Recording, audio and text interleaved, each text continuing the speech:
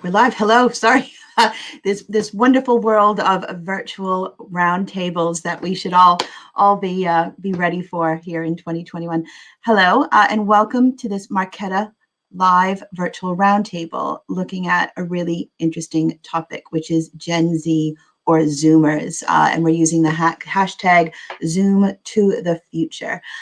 So I'm Liz Lumley. I'm technology editor at The Banker, and I'll be your host for this hour-long discussion. And this is, I think it's going to be a really fun and interesting talk. There's nothing I think the financial industry loves more than a discussion about the next generation and who's coming next, and what they're sort of demanding from an industry. And personally, as the mother of a Zoomer, I'm going to take special interest in this discussion to see what world my son is growing up into. So we have a really great panel for you today. So we have Georgi Sokoloff, who is co-founder of Wyrix. We have Tim Davies, who is CEO and co-founder of Butter.co.uk.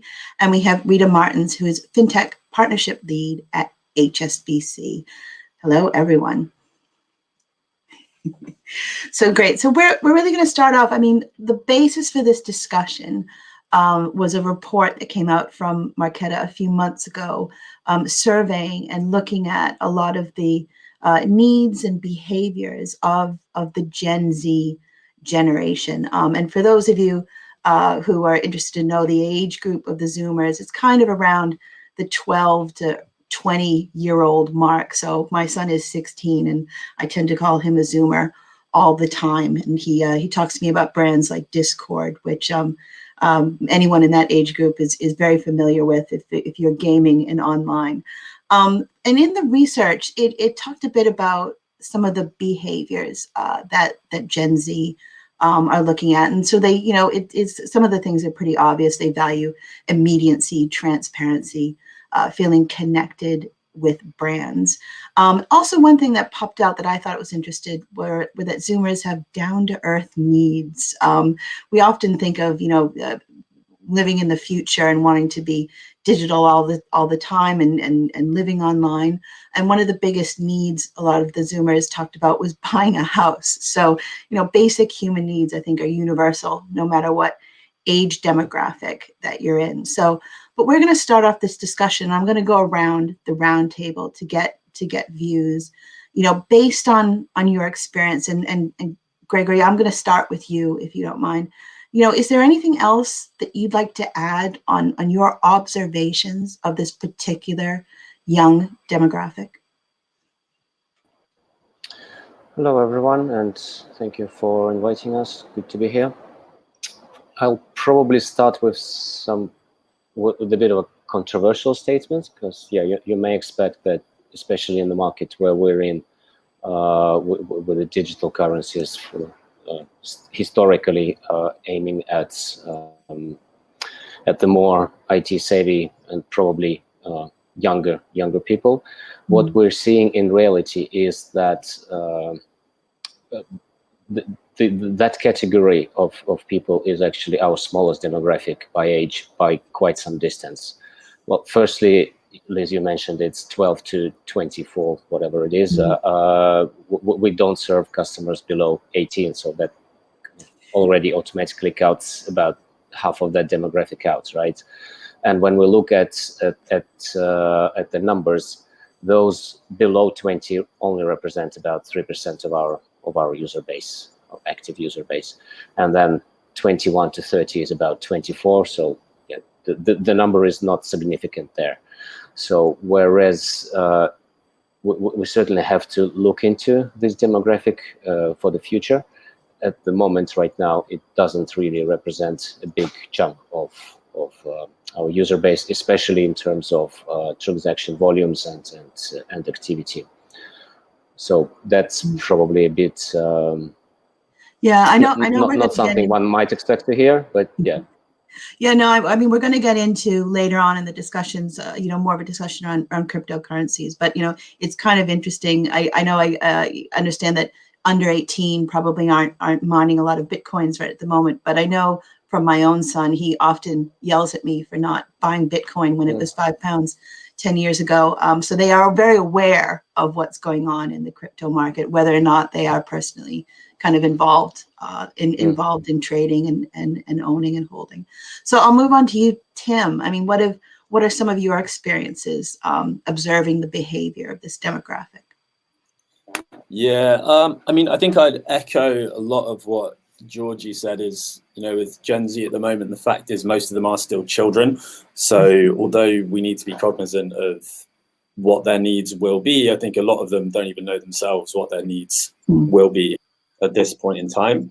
A trend that we are observing, a wider trend, is that younger people are much more aware of their data rights. So in terms of you know, the power that comes with big data, and therefore being much more choosy of who to grant that data to and who not, I think is going to be a relevant trend going forward, especially if we look at things like open banking, which provides such immediate access to such a wealth of information around not just someone's very crude level income and expenditure, but very granularly, where do they shop, and all the different things that you can infer about a customer from that. And there are a few trends at the moment, a couple of businesses popping up, not directly in the financial space, but in the wider technology space, around giving control of the data back to the users. And I think that will play out in fintech as well. No, I think that's an interesting point, this idea about how this group will grow. I mean, I just think of how my relationship with financial services has changed from when I was 16 to how it is now. So, you know, looking at how the world will change just around the needs of this group is really interesting. So Rita, you're our incumbent bank representative. So I'd love to hear your thoughts about what you've observed about this group. Sure. So I do agree with Timothy, what he was saying. I think the only thing that I would add to the conversation is that the Gen Z, they also have this need to feel like they belong to a community and that they are fighting for a cause. So like a good example is for the climate that really came about with Gen Z, and not just about making sure that we're being much more environmental, but also the brand, having a brand that really reflects and is true to being transparent and really has a good cause from environment and social sides of it. I think that's a big thing that came from Gen Z that will impact and is already impacting financial services. No, yeah, it's really interesting. I'm going to kind of stay with you with this. You know, maybe you can go into a bit more detail about some of the sort of, you know, looking at sort of the values and needs of this group. And again, I think this is going to come up a lot. The actual age group, a lot of these people are still living at home with their parents and, you know, haven't fully engaged with financial services in terms of mortgages and loans and the stuff that people older tend to engage with. But, you know, Rita, I mean, how do you sort of take that promise of that group and build a strategy to try and attract these customers and retain them? So I would say there's probably three main things to consider. The first one is really understand what is their technology preferences. These are generations that grew even more than millennials that still remember the blockbusters and having the dial-in internet. This generation really grew with the internet and digital first. But at the same time, thinking about really what is their needs and what is their preference, instead of just having existing services, moving them to digital, really thinking about, okay, what are the new services that you should be offering to this generation? What is really the needs that you're trying to solve? The second one is really around leveraging some of the new marketing strategies. So these are generations that really use social media much more than the previous generations as well. So how can you tackle that? How can you create a community leveraging some of the social medias? And then the third one is really, like I was saying, just making sure that you're not just digitizing what's already available, but really tapping into new services. And new needs, like you're saying, they do have at the core, they will have the same problems. And the way that most of the generations, they start getting interaction with financial services is when they're really young and it's through their parents. And that's why also we have seen that most of these generations still uses big incumbent banks because their parents used to use big incumbent banks. So they create a new bank account for the Generation Z. And then what we have seen is that actually, although they do have new accounts with challenger banks and fintechs, they haven't actually moved fully from the incumbents. And my view on that is that really that we haven't created such a different new service with the fintechs and the new challenges, and that's why they haven't moved from incumbents. So really tapping into, okay, what is the new needs and the new services that we should be providing instead of just digitizing the old services and the old offerings. No, it's interesting. Yeah. So Tim, I mean, I want to move on to you with this idea about, sort of meeting the needs and the values of this group. I mean, is there a particular, change in? I know that you work in sort of the buy now, pay later space, but is there a change in the values of this demographic, or do you look for some of the strategies to attract these customers over the coming years? It's just a new group of demographics coming along. How do you view those values? Yeah, I mean, I think the majority of brands at the moment are starting to look much more closely at societal issues and environmental issues as something they need to be part of the conversation on. The Gen Z and also the millennials, as well as a group, we're just much more environmentally and socially conscious than previous generations, because we've got social media and the ability to communicate these ideas much more quickly and much more freely. And I think there is an increasing trend of customers to vote with their wallets, if you will, and to use brands which are actively shown to be supporting the same causes as them. So I think that's going to be a big consideration for us and for most businesses in the future. Yeah, so I'll finish off with Gregory. I mean, you did make a point that people under 18 aren't really going to be heavily involved in the crypto space. But is there some way to engage that audience for future engagement, sort of looking at their values and their needs? Is there any strategies around that? Oh. Well, firstly, I would largely agree with both Rita and Timothy. The comments are actually pretty much very similar on our end. We do see in all reports and in the behaviors in various polls that we have that drive towards addressing environmental and social issues. And as part of this, we're joining the Priceless Planets Coalition, for example. We are the next batch of our cards, once we launch in the US, for example, will be made of recycled ocean plastic. So it's those kind of things that we try to introduce to our offering and to our marketing campaigns. And I would also echo with Rita's comments about social media. From various research, we see that almost a half of Gen Z demographic go to social media for actual advice and education on financial, on all money matters.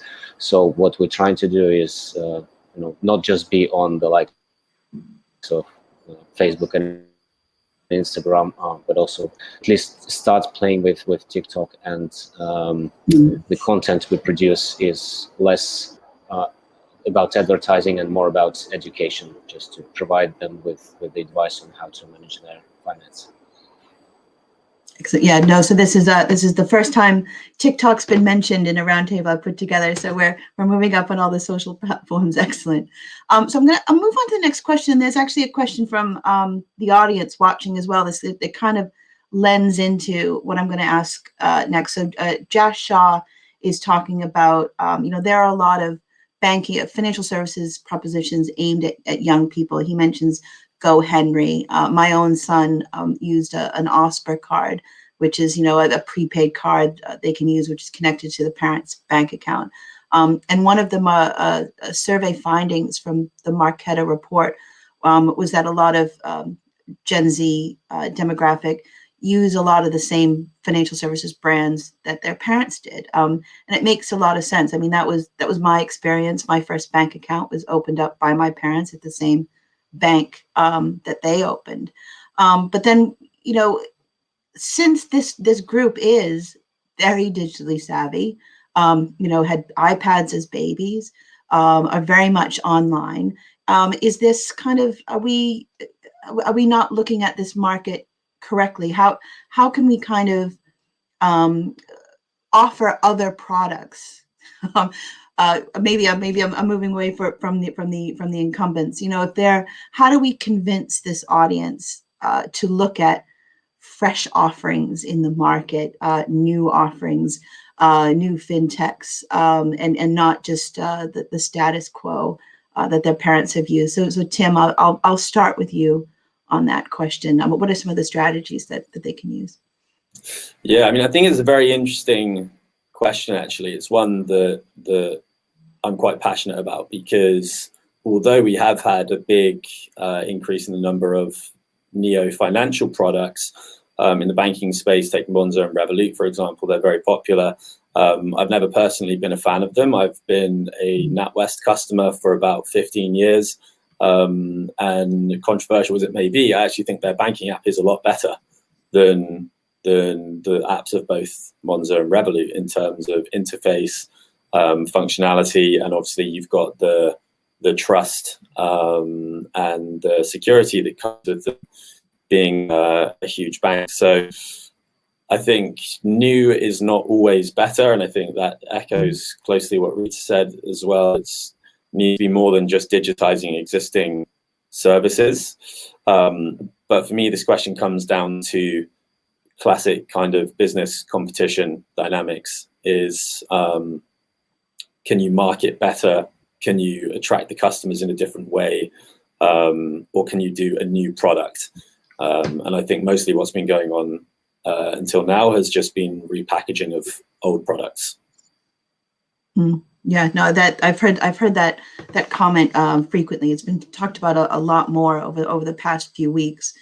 So I'll move on to Rita. I mean, it's almost a question, you know, what strategies to entice the younger generation away from incumbent banks, but maybe it's kind of what since incumbent banks are kind of the traditional financial services place, maybe what are some of the new offerings from this group to attract this audience, or is that the path that incumbent banks are going down, and do they need to? What do you think, Rita? Yeah, I think that's definitely, so I guess to answer your question and the questions from the audience, this was definitely a untapped market, let's say, where there was not a specific offering for this market. And I think to your question, Liz, this is definitely where most of the incumbents are going, is really making sure, okay, how do we make sure that we cover this market? Because like Timothy was saying, they still children right now, but there will be a big part of the financial services user in a few years' time. So how do we make sure that, let's say, the incumbents don't lose them for new offerings? One of the ones was the one that you just mentioned, Lee. So as an incumbent, you have all these big users. So you have almost the parents of these new generations. Mm-hmm. So how do you make sure that you provide new services, that it's introduced, it's giving a bit of financial literacy and introduction to financial services, which is interesting for the Gen Z, which will leverage some gamification, some of the community elements, but also at the same time, it gives the comfort to the parents that it's a controlled environment and that you as a parent can see what your children is doing and how they're spending money. So I think it's a good example. It's interesting that you actually felt that and you're using it, because I think that's probably where most of the industry is going right now. Mm-hmm. So Grady, I'll move on to you. I'm going to sort of slightly tweak the question just for the crypto market. I mean, I think I've noticed over the past 10 years that using cryptocurrencies being in that market has become more and more mainstream. It's not sort of a group of you know, people who know that world very well, and the sort of the customer base of users is expanding rapidly. So for the group that tends to be involved in that market, especially the younger ones, people in their early 20s, who are digital natives, you know, how are you seeing still that sort of core group of crypto knowledgeable people? Are you seeing a new group of a wider group of customer base coming in that younger demographic? Well, we're seeing both, and we've been historically moving more and more towards the wider audience, more mainstream audience in terms of the offering itself. So we started just as a very basic debit card that allowed people to spend Bitcoin, right? Now we're more of a fully functional mobile banking application with payments, with effectively bank accounts, IBANs, with external cards linked to it, so users can pay with whatever currency they want in. And it's actually millennials. It's millennials and the general group of 30 to 50-year-olds that transact most frequently and in high volumes on the application. So if it really is the case that children select the same banks as their parents do, then we're more than happy with that, right? Because that would mean that our largest demographic will pass on their habits to the younger generation. And then another thing about the whole money substance is that it is a conservative matter, right? It's not like switching from one social network to another. Money is a lot more serious, a lot more conservative. Whereas innovation is happening in the space, I myself, same as Timothy mentioned, I'm using Lloyd's, right, for my seller payments, those kind of things. I use Revolut, well, mostly Wirex, but Revolut as well to see what's happening out there for the day-to-day payments, just because it's more convenient. But I probably wouldn't, and we would certainly don't encourage people and our customers to use us as a main bank account, right? So although it would be nice, but we do understand that this is a very conservative sensitive matter, and that's why we focus on those features that more people would be more likely to use with neobanks, with the fintech providers, rather than as with their traditional bank. So if they store their salary or have deposits with their bank, that's totally fine. But for example, we do see, and reports show the same, that is that P2P payments, for example, the growth in that area is mostly driven by the Gen Z, and that's why one of the products we launched recently, the Pay Your Contacts. So those kind of small things and tweaks to the product, although it's not a huge audience for us now, we're trying to address their needs. So I'm gonna move the conversation on a little bit and talk to each of you sort of individually about your own particular sort of views on this topic. So I'm going to move on to you, Tim. I mean, it's very interesting, some of the report that many people in Gen Z aren't quite aware of the buy now, pay later kind of movement, which I guess is maybe more connected to the millennials, the generation who are a bit older than the group we're talking about now. When looking at what's going on with open banking and open finance, and having a lot of these new fresh products available to consumer groups, how is Butter kind of using the open banking possibilities to differentiate a buy now, pay later offering for this group? Yeah, I think you're absolutely right on the awareness. With Gen Z, buy now, pay later is in many cases regulated, but in any case, you can't lend, to under an 18-year-old. So there's a floor age for our customers. As far as open banking goes, though, and this applies to our Gen Z customers as much as our other customers, we've been using open banking for around a year. In the immediate term, what that's meant for us in rolling out a product is that we have immediate access to a much more granular data set for customers who opt into that versus what we would get from a traditional credit bureau. So what that means, we can roll out new products much more confidently and much more quickly, particularly in regards to our underwriting, because we have the confidence to know that the scorecards that we have are relying on, steadfast information.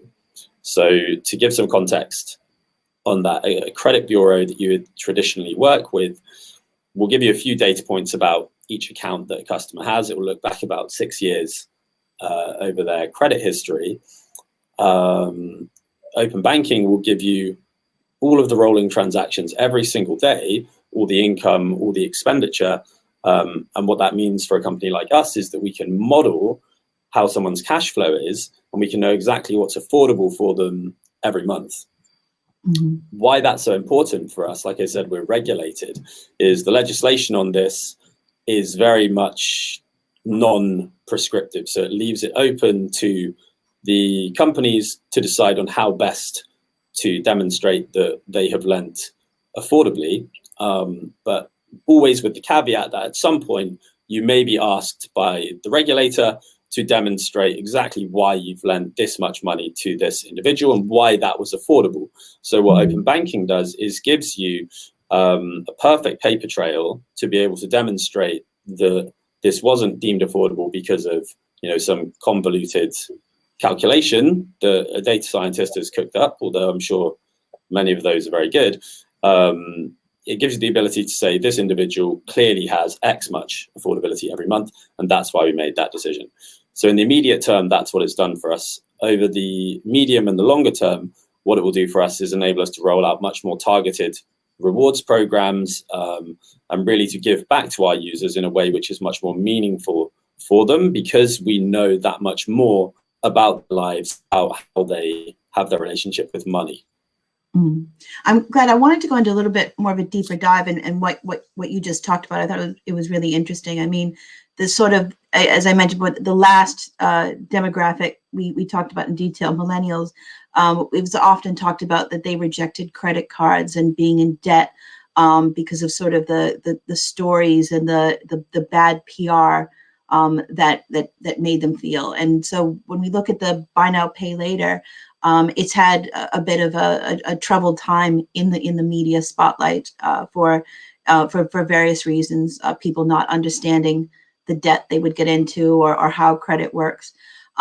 So, when you talk about responsible lending, I think a lot of people, not just this generation, have made comments in the past that the financial services industry can be very predatory, and looking to make lending products and not really taking into care the human side of what that means to get in, to have credit, what it means to get into debt. And I know you went into how you guys are regulated and talking about the approvals process and why certain people are giving levels of credit, which is interesting. But how do you see an organization like Butters' responsibility with that, with dealing with that human side of debt and human side of credit, and maybe all sort of working on the PR and the news and the perception that buy now, pay later might be having on this younger generation?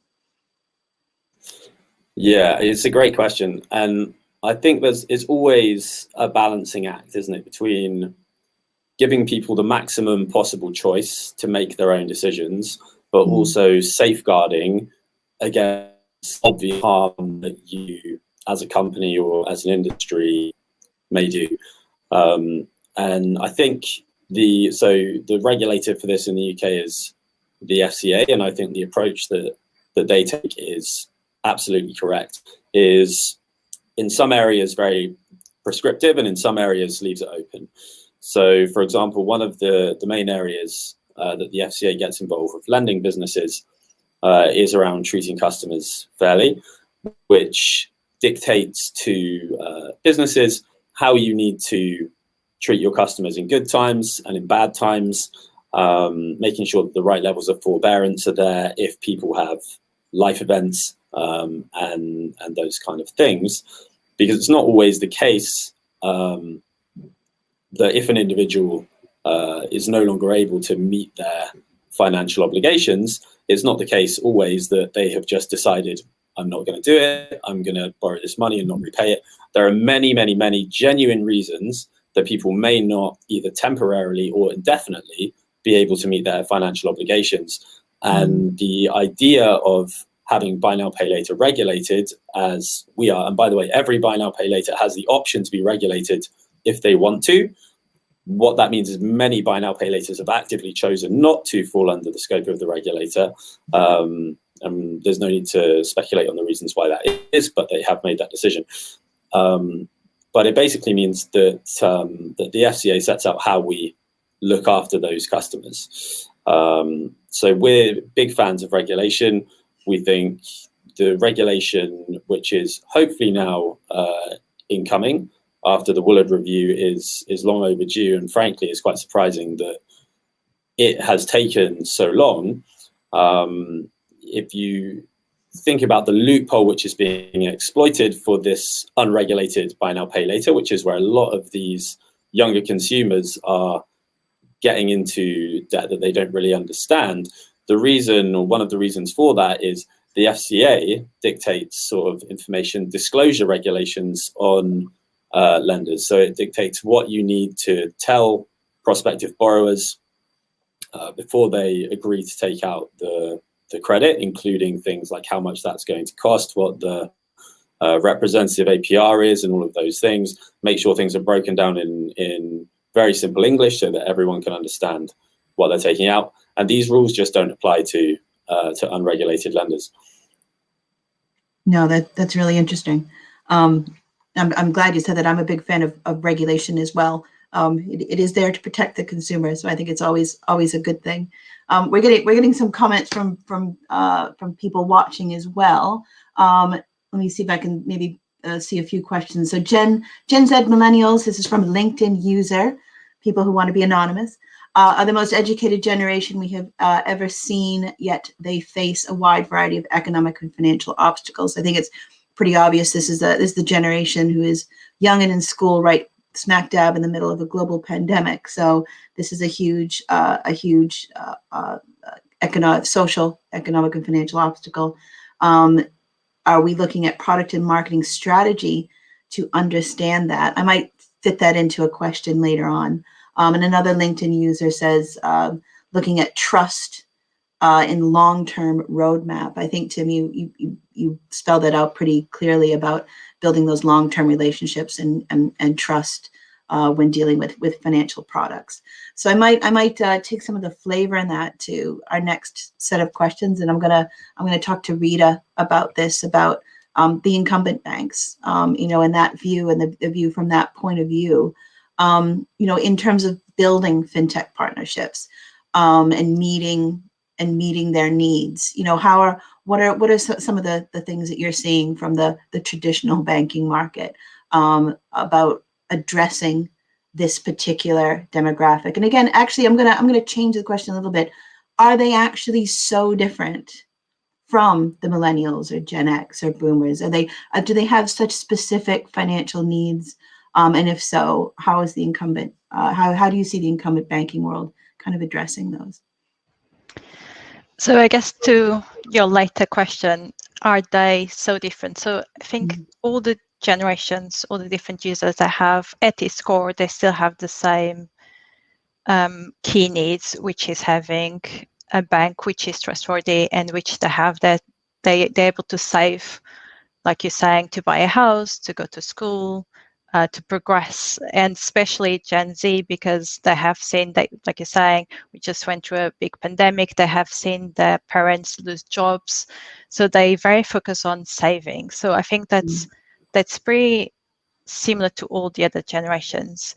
The main difference that we have seen with Gen Z is really the expectations. So they expect that everything is faster, it's digital, and it's ready and available, which was a bit coming from the millennials, but it's even more with Gen Z. Gen Z really was born into a digital world where everything it's at their fingerprints, and they can access really quickly.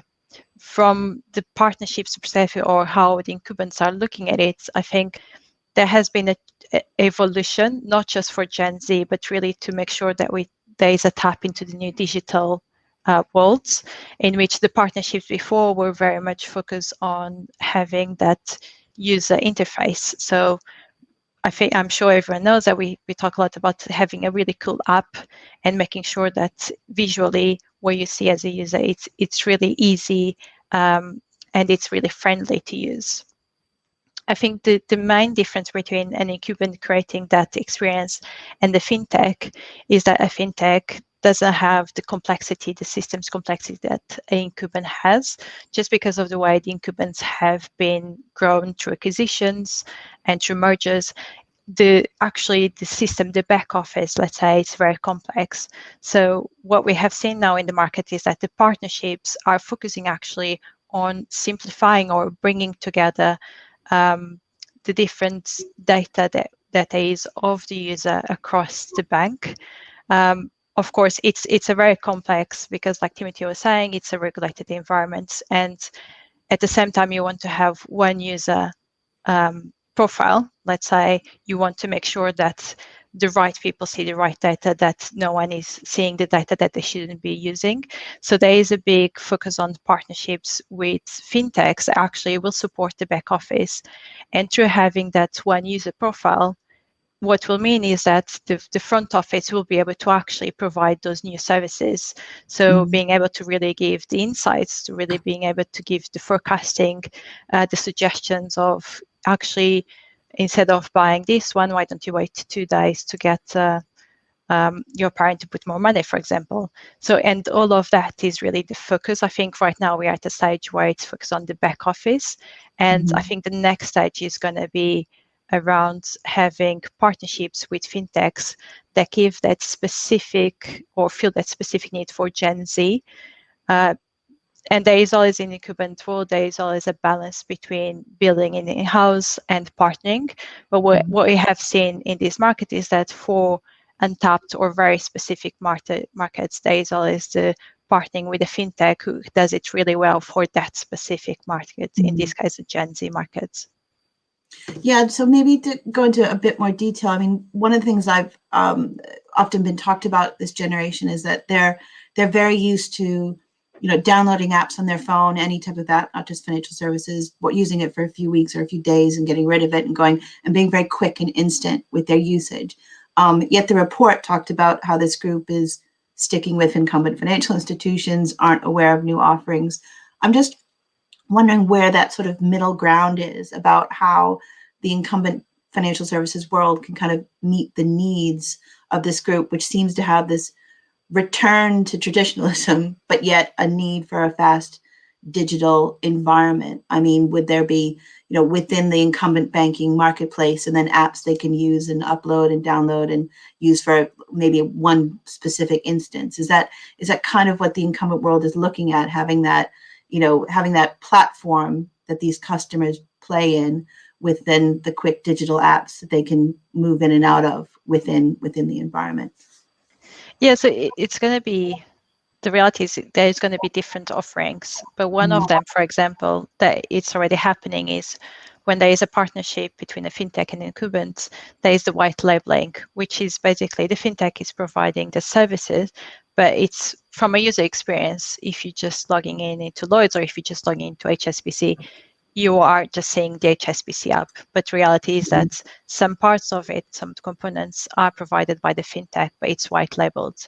I think that's where we're going to see the future. So from a user, from a Gen Z, you don't really know who is providing the offering for you. Is the same, it's one bank, but reality is internally it's going to be provided by the incumbents, which is built in-house. Some of it will be done by partnerships, which in most cases it's very much white labeled, just to make sure that from a user perspective, you are not logging into an app and then you need to log into another app. You just have one app where you have all your offerings.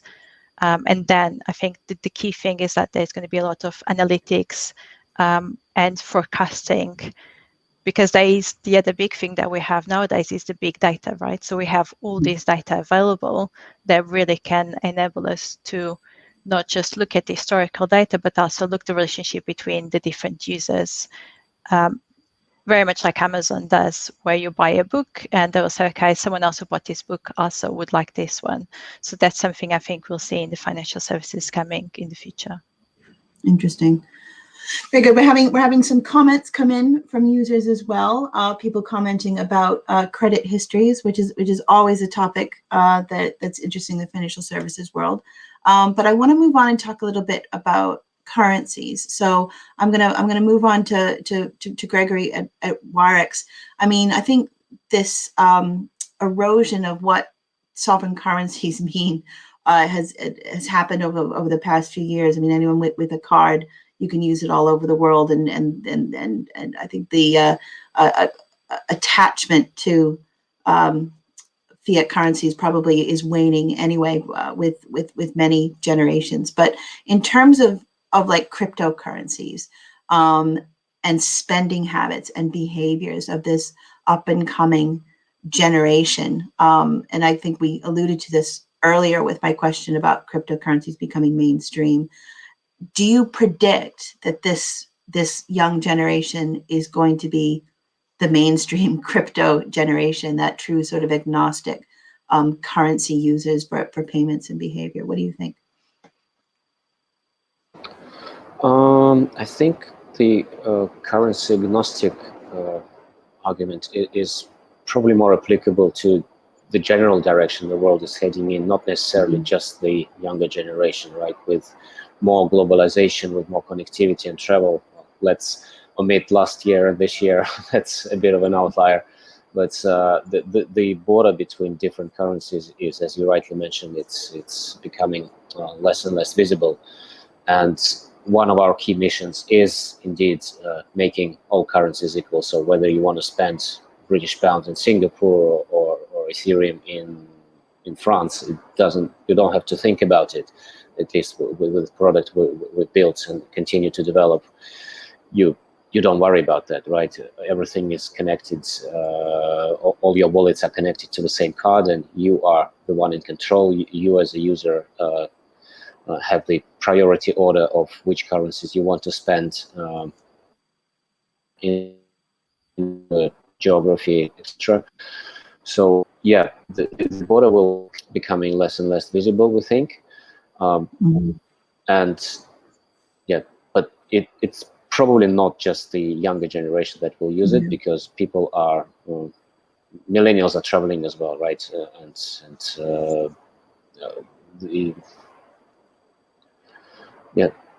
No, I agree with you. So we're having a small technical problem with your sound. Hopefully you'll come back in soon. But I wanted to sort of keep with you a little bit on the discussion around crypto. I mean, since I like to talk about all generations. I mean, to find out how relationships with financial services has evolved over the years. I'm old enough to remember getting traveler's checks from my work when I traveled, and now that's the old world, and of course you can use a card anywhere. But sort of Wirex kind of bridges that gap between using crypto and fiat currencies and aids in that change of behavior for being currency agnostic. I mean, do you feel that you guys have set a precedent in this area, and where do you think we're going in the next 10 years with that? To a degree we have, and we're seeing that both in almost 100% copycats coming about every now and then, and many companies making announcements about launching yet another card or app that allows you to combine both cryptocurrencies and traditional ones in one seamless experience, which usually turns out to be a bit more difficult than most people expect it to be. So a lot of those remain in just waiting list mode for years and years. But at the same time, we see the larger players entering the space, the likes of Robinhood and Revolut and PayPal, although the products they are offering are not yet as crypto native or centric as what we've built. So with those guys, it's usually just a price exposure, right? They allow you to to get an exposure to the price of a particular asset, and you're able to buy it and sell it back on the app. You can't freely move it out of the platform or deposit your own cryptocurrency into the platform from an external wallet and be able to spend it. It's just the closed loop ecosystem, and it's there for a good reason, right? It's extremely difficult to allow for the full freedom of moving and dealing and transacting with your traditional and digital currencies if you're a regulated company, which we are, right? So it's for regulatory reasons it's hard, and we have to apply the same transaction monitoring standards to cryptocurrencies as we do to fiat currencies, and that's not always easy, and you almost at any given point you feel like you're under a magnifying glass with regulators, which we welcome, right? Because that's what eventually will bring the mass adoption there and more trust into it. In terms of other products that are there, there are the likes of BlockFi, for example, in the US for now, that offer a traditional credit card which pays cashback in Bitcoin. So there are more and more applications coming up covering some areas of what we cover from much bigger, more established players, and we think this will only continue, and the whole ecosystem will move more towards mass adoption from just the geeks and potentially even freaks, you know, whatever it was 5-7 years ago. Wonderful. So we're getting to the end of our discussion, and I'm gonna ask a final question of all of you. I mean, I think the takeaway from this discussion is that Zoomers are kind of a generation with a lot of promise that we haven't quite realized yet. We know they're digital natives. We know that they grew up with their phone and online, but they're also very attached to big brands, which I think maybe offer a bit of comfort, security, and trust, which sometimes can maybe make it difficult to introduce new products that might be better tailored to their needs. So I'm gonna talk a little bit about tools and strategies for this final question. And Tim, I'm gonna start with you. You know, what are some of the projects and strategies? I know you've all said, you know, the Zoomers, they're 12, 16, 18 years old right at the moment.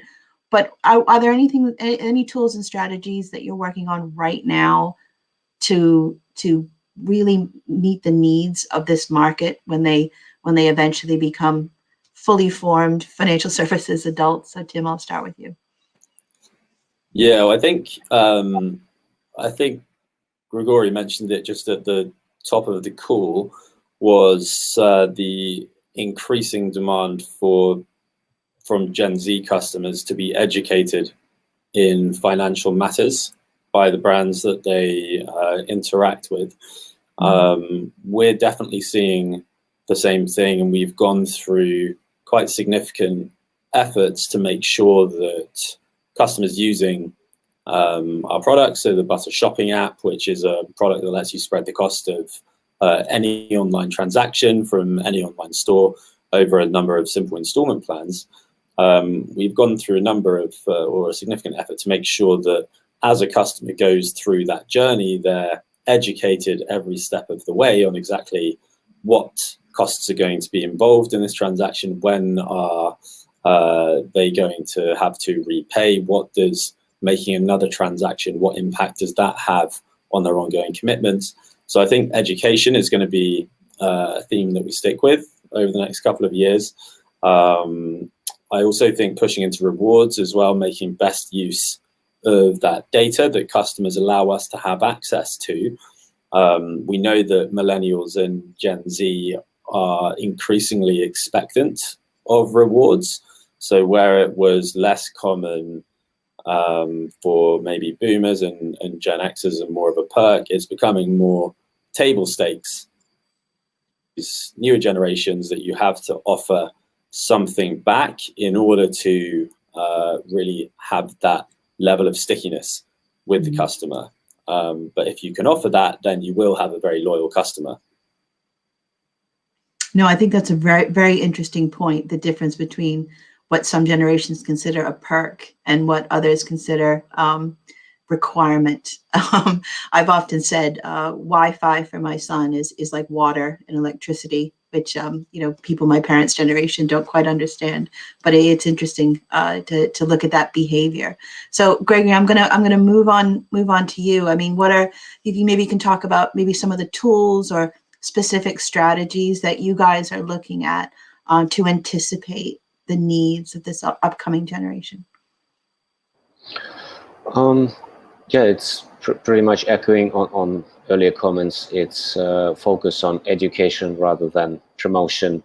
It's rewards as something being there by default because they just, it's an expectation. It's not like something that makes you stand out. If you don't have it these days, you begin to lose out.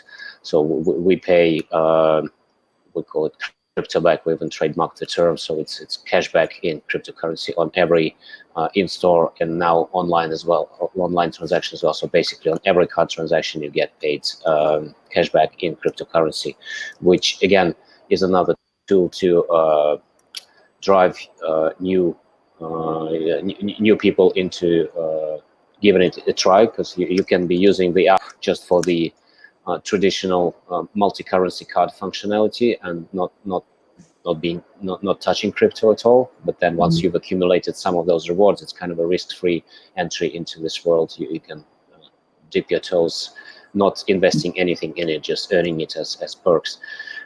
It's also the trend for more gamification in almost every experience, and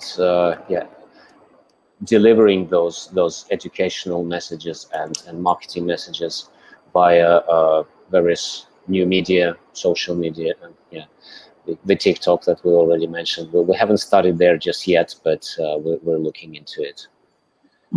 Interesting. And I'm waiting to see a financial brand on TikTok. It'll be on everyone's bingo card. Will be coming up very soon. So Rita, I'm gonna end our discussion with you. I mean, really looking at, what, like, are there tools, are there strategies, on this, looking at how to serve the needs of this market? Is there anything that you're seeing from the incumbent world that they're working on right now? So I agree with some of the things that Gregory and Timothy referred, like the financial literacy, the gamification. I think around the marketing, for example, it's a good example where most of the incumbents, what they are doing is creating almost like a different branding or a different look and feel for specific ones. So a good example, for example, is Kinetic from HSBC. If you look at it, it's very different than the traditional HSBC because it really wants to differentiate using the marketing, the logo, the look and feel that it's for different segments. And I think that's going to be something that we're going to see more and more within the incumbent world. The other things that we have seen that are not directly related, but I think will really impact in, like we discussed, Gen Z, they're really about the identity, belonging to a community, being part, really feeling like they fighting for a cause. So for example, the climate is a good example where most of the big incumbent banks are now much more transparent. And for example, HSBC had the net zero cause that they have promoted, and that will help. I think the last one that we didn't talk briefly, but I would like to just briefly end with it, is that also the Gen Z, one of the key things that we haven't discussed is it was already a trend where women are coming more and more into the workforce, and they're having much more money than they used to have in previous generations. And in Gen Z, there's going to be even more that in which it's not just the demographic, but also the types of people will be different. So you're going to have women that have much more financial power. So I think we're also going to see some of the new tools and platforms, like you're saying, target for those specific ones, leveraging the financial literacy, but also how do you make sure that you don't miss that segment when you go into the future? Interesting. Yeah, no, this is, I always, I'm a bit skeptical of people who say they have crystal balls. I mean, this Zoomer generation are people who are a lot of times at school right at the moment and are coming out of a global pandemic, which is going to impact everyone for quite some time. It's a very interesting demographic to see how they will change as they get older and how the world will change around them. I think the only thing that's for certain is that we know they're online and they're digital, but I do think that their needs are very similar to other generations, wanting to buy a house, wanting to go to school, wanting to buy things at a shop. So it's going to be interesting to see how this group grows up. So I want to thank the audience for watching us. I want to thank Marketa for sponsoring this roundtable, and I want to thank Rita, Gregory, and Tim for a very interesting discussion and looking at a demographic that is one to watch for financial services industry. So thank you very much. Thanks very much, all. Thank you. Thank you. Thanks,